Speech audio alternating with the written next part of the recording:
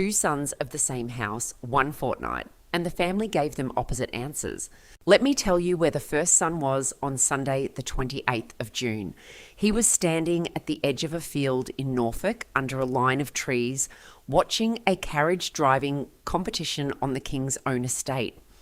Andrew, the man who lost every title he ever held, the man who was arrested in February on suspicion of misconduct in public office. He drove himself there in a Land Rover, in a light blue shirt and sunglasses, and a witness said he sneaked in and he sneaked out, and he did not want to be seen, but he was there, on the estate, inside the walls.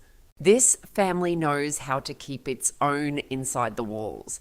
Now hold that picture, because I am going to put another son beside it, and I want you to feel the distance between them. Let me be honest about what we actually know, because it matters. Andrew was stripped of his royal titles last October. His birth title of prince, his dukedom, his honours, all of it gone. Then in February, on his 66th birthday, police arrested him. The allegation was that while he served as a trade envoy, he passed sensitive material to Jeffrey Epstein. He was questioned for hours and released under investigation. He denies wrongdoing, and the king, his own brother, said something that morning that I have not been able to stop thinking about. He said the law must take its course.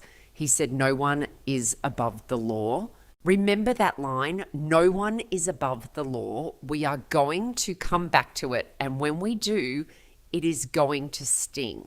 Because for a man that the family supposedly cut loose, Andrew has not been very far away, has he? He was evicted from Royal Lodge in Windsor. And where did he land? On Sandringham, the King's estate, a renovated farmhouse called Marsh Farm. Prince Edward went to see him over Easter, the first royale to call on him after the move. Princess Anne, reports say, made a quiet phone call. And this Sunday, there he was at the horse trials, with Edward and Sophie a short walk away. Now the palace watchers will tell you this means nothing. It was an event on the estate where he lives, they say. Nobody minds him trundling along, and maybe that is true. Honestly, maybe it is exactly that small. But here is what I keep asking myself. When your family is in trouble, when there is an investigation, when there is shame, some families close the door and some families quietly leave a light on. This family left a light on for the man under criminal investigation. They kept him close, and that would be a story all on its own. Except this same fortnight, the same family is answering a very different question about a very different son. So let me take you across an ocean now to the second son, to Harry. Harry announced he is coming home the 7th to the 11th of July, 5 days, and for the first time in 4 years, he wanted to bring the children. You need to understand what that sentence costs him, because it is not a small thing. This is a man who has said out loud on the record that he does not believe it is safe to bring his family to Britain. Not since he lost his taxpayer-funded security when he stepped back in 2020. He fought it in court. He lost the appeal last year, and he told the BBC he was devastated, that he would struggle to forgive it, that he could not see a world where he brought his wife and children back. And then this summer, he tried anyway. He wanted to show his children his homeland. That is the whole of it. A man who lost his mother in this country wanted to bring his son and his daughter to see where he is from. So what did the machine say? In the days before the trip, the reports came, and honestly, they did not even agree with each other, which tells you how managed this whole thing is. One paper said the king had offered the family a royal residence with police protection, and the couple had accepted. Another said the committee that decides these things, RAVEC had turned the request down flat a week before he was due to land, and that the children coming was now in doubt, being reassessed. And then the saddest line of all, that Harry was looking at whether he could fly Meghan and the two little ones in for a single day. One day, in and out, because that might be the only way to keep them safe on the ground he grew up on. Sit with the shape of that. One son can stand in an open field on the royal estate for a whole morning. The other is working out whether his children can touch British soil for 24 hours. Let me say the thing plainly, and I will mark it clearly as my opinion, because it is.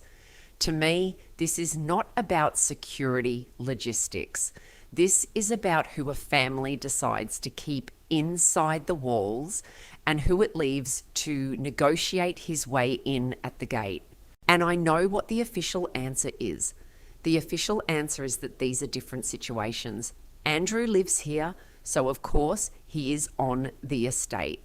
Harry left, so of course the arrangements are complicated. That is the version they want you to accept. Neat, procedural, nobody's fault. But I have been watching this family a long time, and I have learned to be suspicious of the version that lets everyone off the hook. Because underneath the procedure, there is always a choice. And the choice this family keeps making tells you something. Think about who gets the benefit of the doubt here. One man is under active investigation over the most toxic name of our lifetime. The other man's only crime, if you can even call it that, was leaving and saying too much on his way out. And the family found room on the estate for the first one. For the second one, the road home is apparently too dangerous for his children. Now let me be careful, because this is where a lesser channel would lie to you, and I will not. Nobody has thrown Andrew a parade. Edward did not stand arm in arm with him for the cameras. It was quiet. It was a light blue shirt and a tree line and a quick exit. But quiet is the point. Quiet is how a family keeps someone it does not want to defend out loud, but will not abandon either. They kept him inside the walls. And here is the part that I think the audience feels in their bones, even before anyone says it. The difference between these two sons was never about guilt. Andrew is the one the law came for. Harry is the one who has never been accused of anything. If this were really about who deserves the family's protection, the answer would run the other way. So if it is not about guilt, what is it about? I think it is about blood and about which mother you belong to. Andrew is the late Queen's son. He is the King's brother. He is whatever he did of that inner line, and that line closes around its own. Harry is Diana's son, and this family has never quite known what to do with Diana's warmth, Diana's mess, Diana's habit of walking out of the walls and into the crowd. Harry inherited that. He walked out too. And a family that keeps its own inside the walls does not know how to hold the son who chose the open road. That is my reading. I will not dress it up as fact. But look at the evidence and tell me it does not fit. Now, I promised you we would come back to that line. No one is above the law. The king said it about his own brother, and it was the right thing to say. And I mean that. It was justice speaking. And here is the thing this audience knows better than anyone, because you have lived long enough to have watched it happen. Sometimes the law does reach the untouchable. Andrew, the Queen's favourite son, the man who once seemed beyond consequence, sat shell-shocked in his own car outside a police station this year. That photograph went around the world. That was real. That was accountability arriving at a door that everyone assumed it would never knock on. Nobody had to invent that. It happened. So the family can say truthfully that no one is above the law, but watch the gap between the law and the love. The law took its course with Andrew, and then the love went quietly to Marsh Farm anyway and knocked and stayed in touch and left a place at the edge of the field.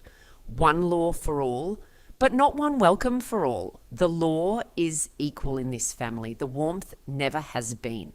Let me pull back for a second because I do not want you to miss what is actually happening underneath all of this.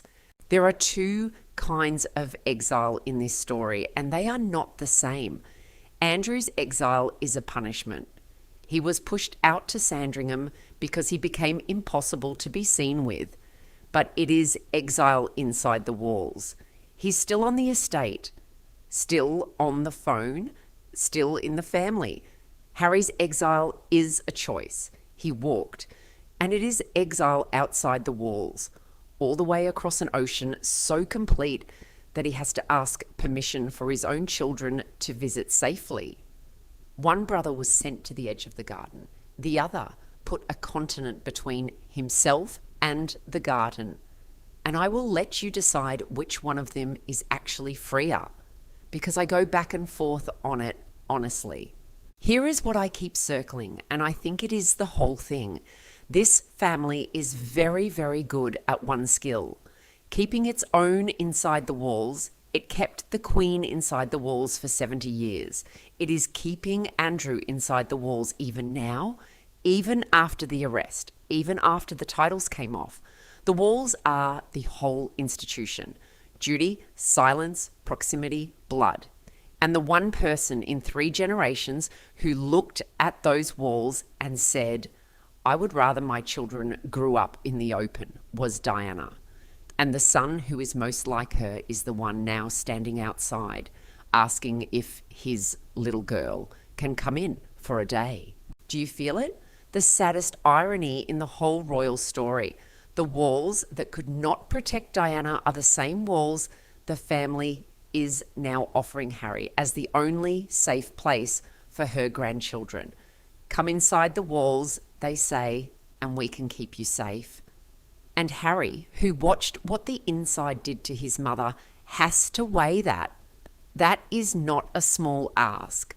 That is the ghost of 1997 sitting right there in the middle of a modern security memo. And I want to say something to the mothers and the grandmothers listening, because I think you understand this better than any royal correspondent ever will. You have watched families do exactly this. You have watched a family forgive the son who did the damage because he is theirs, because it is easier to keep him close than to explain why you cut him off. And you have watched the same family keep the honest one at arm's length, the one who left, the one who said the uncomfortable thing out loud, the one who reminded everyone of someone they were trying to forget. Forgiveness in a family is not always fair. It goes to the ones who stay inside the walls. It rarely goes to the ones brave enough to leave. So let me ask you, and I really do want you to tell me, in your own family across all the years, who got forgiven and who got left standing outside?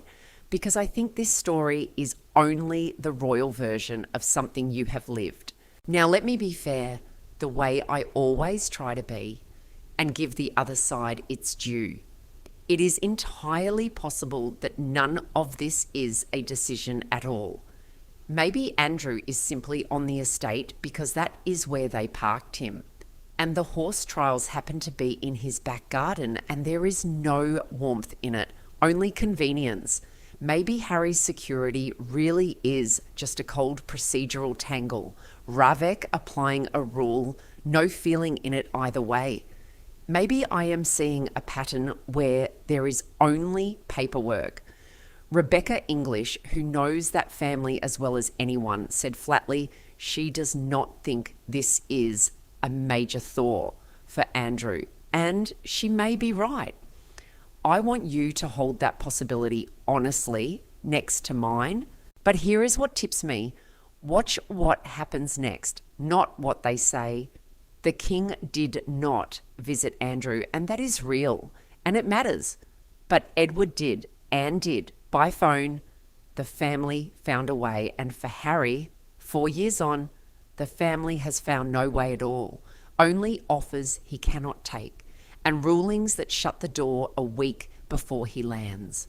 When you cannot decide what someone truly means, you do not listen to the statement. You watch the door, who's allowed through it and who is left knocking. And in this family, the door has been open for the son under investigation and stuck fast for the son who left. So where does that leave us in the end? It leaves us with a family that will tell you correctly that no one is above the law. And it is true. The law reached Andrew. The consequence was real. And this audience, of all people, can take genuine satisfaction in that, because you watched a man who thought himself untouchable get touched at last. That is Diana's world winning in the long run. In a way, the rules finally applying to everyone, but the love was never equal, and it was never going to be. They keep their own inside the walls. They kept the Queen there. They are keeping Andrew there, arrest and all, and they cannot, for the life of them, work out how to keep Diana's son and Diana's grandchildren anywhere near them without the whole thing turning into a negotiation over a single day on the ground. Here is my last thought, and then I will let you go. The walls could not keep the law out. It found Andrew anyway, and the walls will not keep the truth out either. However quietly this family manages the story, because you can see it now. 2 sons, 1 house, 1 fortnight. And the one they kept close was the one the law came for. And the one they left at the gate was the one who never did anything wrong except remind them of his mother. I have been turning that over all week. I would love to know how it sits with you. And I meant what I asked, so do not skip it. Think back to the night in 2019 when the whole country sat down and watched Andrew try to explain himself on the television. And we all knew right then what we were watching. You remember where you were, and ask yourself honestly whether the family ever really let that man go at all. Then tell me in your own life who your people forgave and who they left outside the walls. I read every one of those. I will see you in the next one.